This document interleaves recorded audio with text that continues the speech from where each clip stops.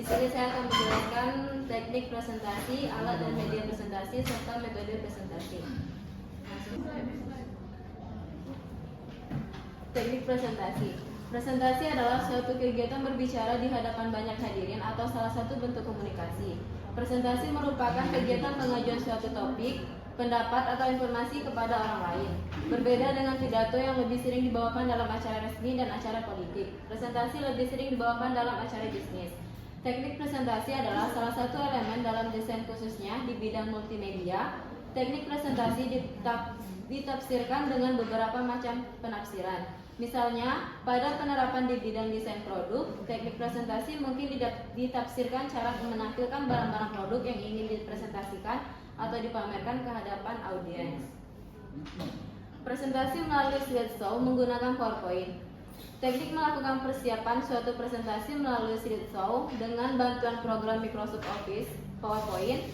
Tulisan ini tidak dimaksudkan sebagai sarana pembelajaran bagi yang belum mengenal cara menggunakan PowerPoint secara umum, namun lebih ditekankan untuk memberikan panduan lebih terarah pada bagaimana mempersiapkan materi presentasi, teknik penyajian dalam bentuk slideshow, serta beberapa saran teknis mempersiapkan slideshow dengan fasilitas yang ada pada PowerPoint agar diperoleh hasil yang maksimal. Unsur-unsur dalam sebuah presentasi. Keberhasilan di dalam sebuah presentasi setidaknya terletak pada 4 unsur yang ada di dalamnya. Yang pertama dan mestinya yang paling utama adalah presenternya, yaitu orang yang menyampaikan presentasi secara langsung di depan audiens. Yang kedua, materi yang disampaikan, yaitu bahan yang ingin dikomunikasikan dengan audiens sasarannya. Yang ketiga adalah sasaran yang digunakan untuk menyampaikan presentasi. Yang keempat, ya, tentu saja audiens yang disajikan sasaran sebagai penerima informasi. Alat dan media presentasi. Media presentasi itu sebenarnya hampir semua jenis media pada dasarnya dibuat untuk disajikan atau dipresentasikan kepada sasaran. Yang membedakan antara media presentasi dengan media pada umumnya adalah bahwa pada media presentasi pesan atau materi yang akan disampaikan dikemas dalam sebuah program komputer dan disajikan melalui perangkat alat saji atau proyektor. Pesan atau materi yang dikemas bisa berupa teks, gambar, animasi, dan video yang dikombinasi dalam satu kesatuan yang utuh. Pada dasarnya, media presentasi yang menggunakan program komputer ini merupakan pengembangan lebih lanjut dari media transparansi yang disajikan melalui OHP. Beberapa dengan transparansi OHP tidak bisa menampilkan unsur audio visual. Maka, media presentasi dengan program komputer ini kita bisa menampilkan unsur audio atau visual dalam pembelajaran. Kelebihan media presentasi terbagi menjadi 4. Yang pertama, dapat menyajikan teks, gambar, foto, animasi, audio, dan video sehingga lebih menarik. Yang kedua, dapat menjangkau kelompok banyak. Yang ketiga, tempo dan cara penyajian bisa disesuaikan. Yang keempat, penyajiannya masih bisa bertatap muka, dapat digunakan secara berulang-ulang. Kelemahan media presentasi terbagi menjadi 4 juga. Yang pertama, ketergantungan arus listrik sangat tinggi. Yang kedua, media pendukungnya harganya relatif mahal karena harus ada komputer dan LCD. Yang ketiga, penggunaan media ini sangat tergantung pada penyaji materi. Yang keempat, masih sangat terbatas guru yang mampu membuat media presentasi. Selanjutnya, metode dalam presentasi. Menyajikan presentasi yang menarik dan menawan wajib dilakukan oleh seorang presenter. Berikut beberapa teknik menyampaikan presentasi menarik yang akan membuat audiens terpesona dengan penampilan Anda.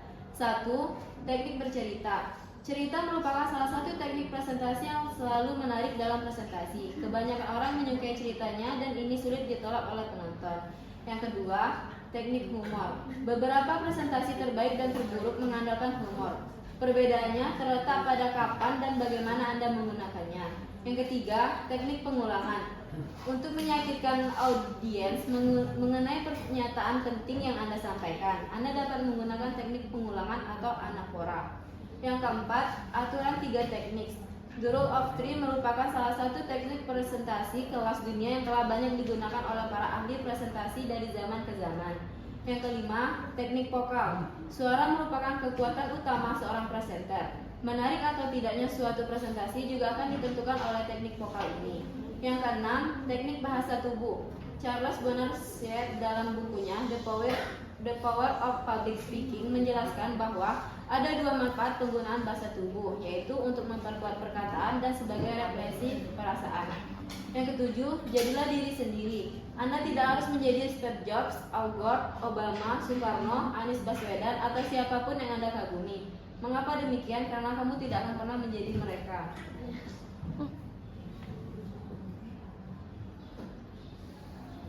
Selanjutnya, metode public speaking. Ada 4 metode yang sering digunakan untuk melakukan public speaking.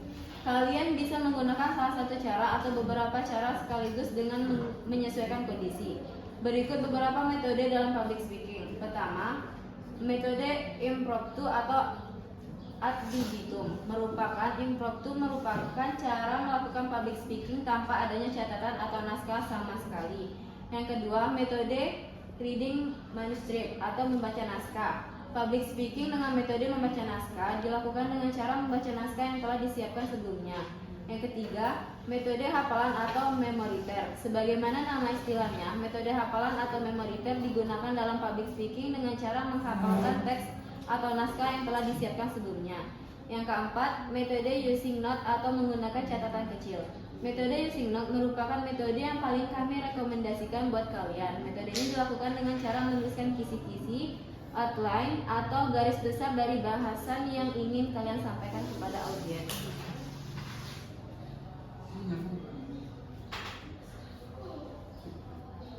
Dalam menyajikan presentasi kepada prospek, ada beberapa tipe prospek yang kita harus tahu dan juga metode presentasi yang tepat. Metode presentasi kepada prospek dibagi menjadi 4. Yang pertama, memories presentation. Yang kedua, formula presentation. Yang ketiga, net satisfaction presentation. Yang keempat, program solution presentation.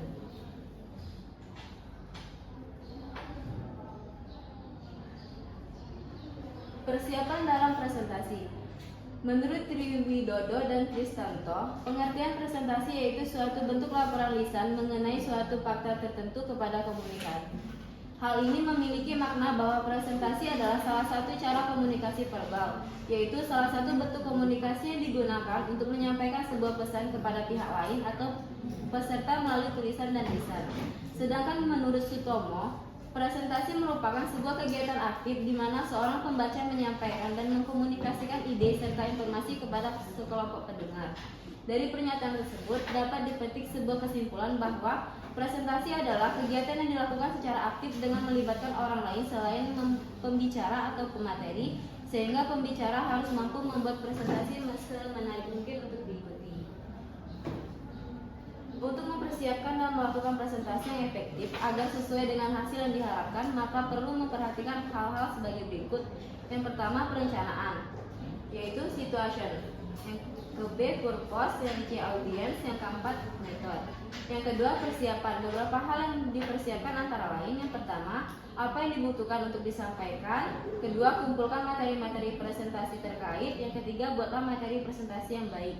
Yang ketiga, latihan. Karena dengan adanya latihan akan membantu menghasilkan presentasi yang baik, mendapatkan bagaimana presentasi tersebut mengalir, dan mendapatkan feedback. Yang keempat, siap presentasi. Persiapan yang perlu dilakukan diantaranya: yang pertama, melatih presentasi sehari sebelumnya. Yang kedua, pastikan peralatan bantu saat presentasi. Yang ketiga, datang lebih awal dan perhatikan penampilan. Yang terakhir, jangan berdiri di belakang meja, usahakan dekat dengan pendengar.